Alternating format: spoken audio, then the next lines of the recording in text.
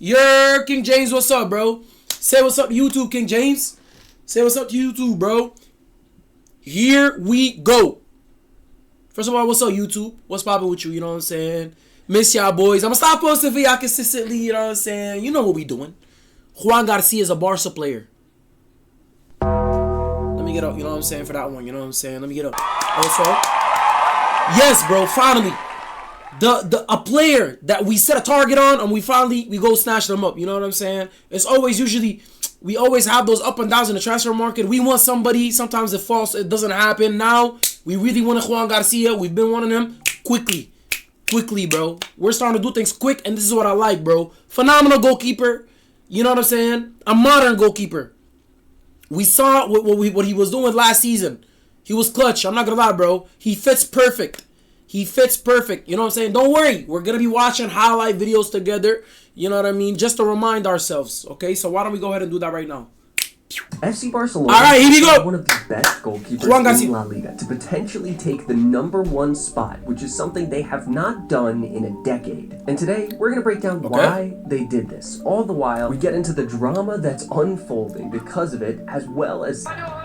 Alright, to fully grasp what went on here, we have to go back all the way to when Hansi Flick first took over at FC Barcelona. We going all the way back? Reached a verbal agreement with Hansi Flick to become head coach. At the beginning of the season, I made a video that went pretty viral called The Most Hated Man in Barcelona because Barca's #1, Marc-Andre Ter Stegen, was getting absolutely slaughtered by fans online. And trust me, a lot of the things that were brought up about Ter Stegen at this time have been talked about for most of the time that Ter Stegen was in Catalonia, but this was different. Barca was struggling all over the pitch at the time and couldn't really afford to shell out money on a keeper throughout all of those years, especially when, for many of the years, Marc was putting up pretty solid numbers, genuinely helping the team with trophies throughout this time over and over again. But going into this season with Hansi Flick, Ter Stegen was basically the only one left of the old guard for Barca. That is, being one of those older guys that were great, but then got older and were slowly scapegoated out of the club, like Rakitic, Suarez, Alba, and Busquets. All of those guys were. They were criticized by fans. They're pushing them out, declining over time, and eventually the club moved on. But only 32 years old at the beginning of the season, Ter Stegen wasn't obviously going to be one of those older guys, right? He still had years ahead of him because goalkeepers last forever, and so I could imagine for all of the club, Joan Laporta, Deco, all the guys in charge of making the signings, well, they might not have seen it as important as other areas, like apparently they wanted with Dani Olmo. However, the fans felt otherwise, and I kind of understand that. With the exception of the 22-23 season, where he played very well and was absolutely crucial to helping Xavi's side win La Liga for the first time in years, and the stats he actually put up that season proved it, as his post-shot expected goals, minus goals allowed, were probably one of the best it was at in years, sitting at +8, and this is one of the stats I'm going to talk about a lot throughout this video, because I think it's probably the best metric we have nowadays to tell just how good a keeper is at keeping the ball out of the net. You know, what keepers are supposed to be doing. Well, that season he was higher than Oblak, Courtois, and helped Barcelona win the league because he was saving goals. However, it didn't last long for that to stop happening, because last season he was outdone by both Courtois and Lunin on their way to taking the La Liga title right back to Madrid, which led to Ter Stegen walking into the season as the old head that nobody really loved and was being lost La Liga to them again at Barca. And then obviously this season went about as bad as it possibly could have for Marc-Andre Ter Stegen. It started with him playing very poorly early on, then he got a serious season-ending injury after a very, very poor performance against Monaco in the Champions League. That shit made me cry, bro. Led to a very chaotic season where Barca's backup keeper for years put in some very exciting, nerve-wracking moments where he spent more time outside of his box doing defensive work than Vinicius Jr. and Kylian Mbappe combined. And I don't even need stats for that. I just have eyes. Then on top of that, Chesney pulled a crazy move coming out of retirement to save the club and put in some very solid performances, but not perfect by any means, where actually his post-shot XG minus allowed goals was at exactly 0 in the league, meaning he did what he was expected to do, but no more, really. And we want he basically saying Vinicius and them don't be playing defense, bruh. Any league. But then the season goes the way it goes, and Barca walked into the end of the season into a very weird contractual area, where they weren't sure if the Pole was going to re-sign, and him nor Iñaki Peña were going to be obvious number ones for the future, and that just left Ter Stegen,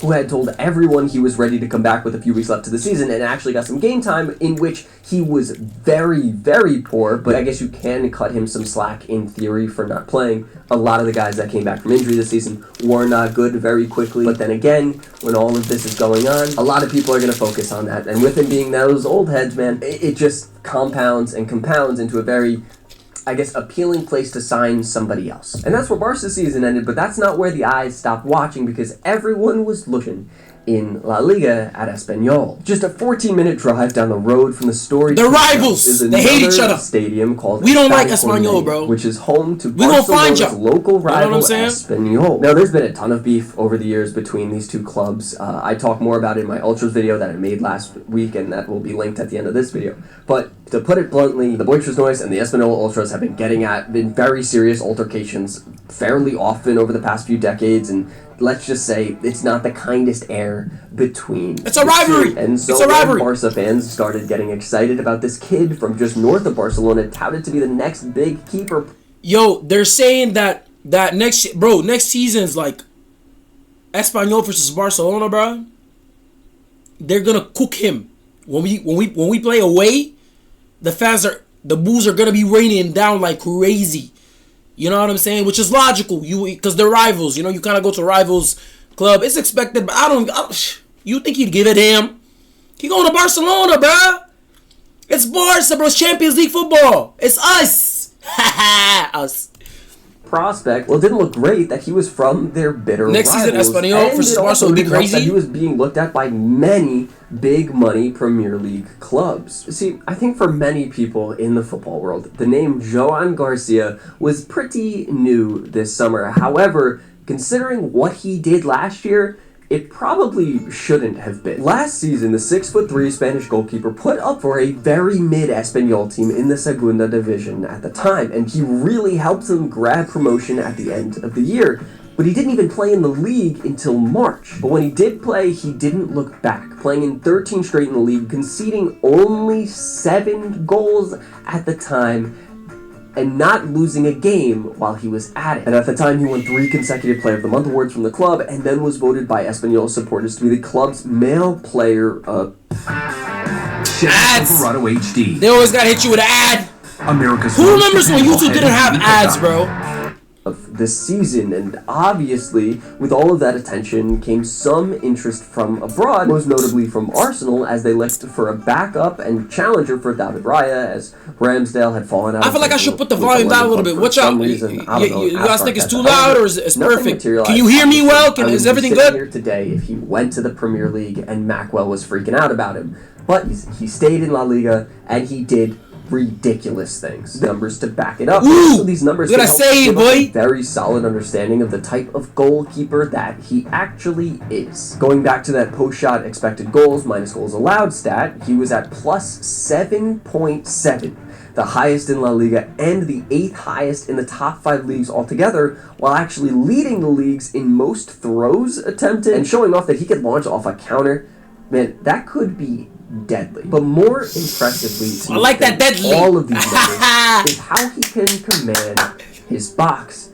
Something that we have seen over time Ter Stegen absolutely can't do, with talk from some of the South American boys over time kind of poking fun at the German for not really being very good at doing this, and with it honestly being a big they was talking shit shit. This Barcelona side this season, most specifically they was teasing him, bullying him, Milan, where we conceded 2 corners in the first leg, and that led to an unfortunate game that way. We need somebody to come grab that ball, bro. Position that could command that box better, maybe like Joan Garcia can. Well, who knows, which is something you absolutely can say would be a massive improvement on Ter Stegen and probably Chesney as well. Having a player that can be better at coming for those balls can only vastly improve this side, especially when they are as determined and certain as I think Joan Garcia is. Bro, he gonna be dumb!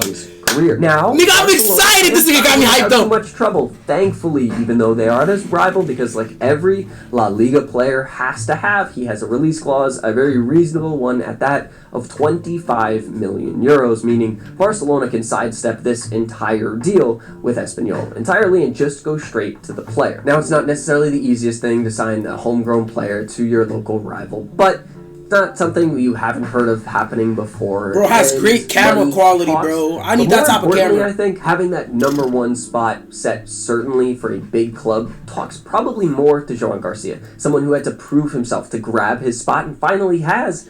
He's going to want to be number one, and I think he deserves it. And that means Barcelona have probably just about guaranteed him the number one spot, which exactly goes against what Ter Stegen is saying in the media right now.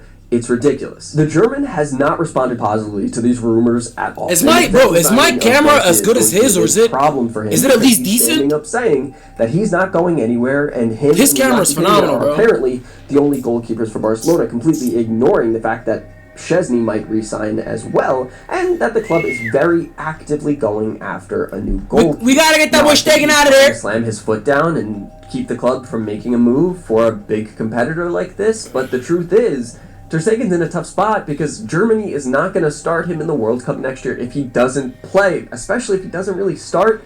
So he doesn't have a big leg to stand on, even though he has a contract that goes another few years. And it's at the very least, it's clear that Deco and Hansi Flick are convinced they need a new goalkeeper, especially after that Villarreal match.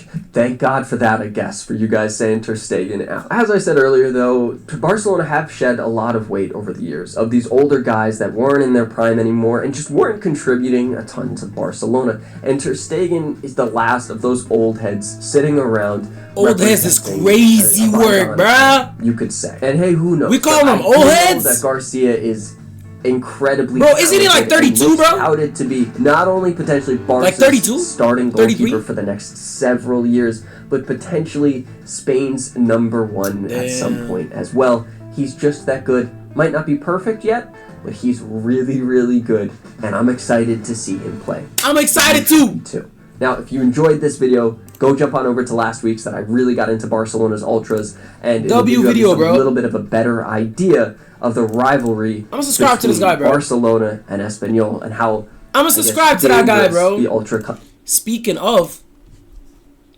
why don't you go ahead, if you're not subscribe to my channel, please, bro. We're trying to hit that 2,000, bro. Look at that, 1,810, bro. We right there. We're like 100. We're like 190, right? That's not a lot. Come on, bro. Let's blow this video up. Subscribe, bro. Subscribe. But yeah, man. I'm not gonna lie, bro. I love that. That was a great breakdown of what's happening. You know what I mean? And why we're excited. Listen, Joan Garcia is a great goalkeeper. We've seen him in action. You know what I'm saying? If he wasn't good, we would have never, you know what I'm saying, tried to attempt to go for him. But we're excited. We are excited, bro. My God. Beautiful stuff, man. Subscribe and like.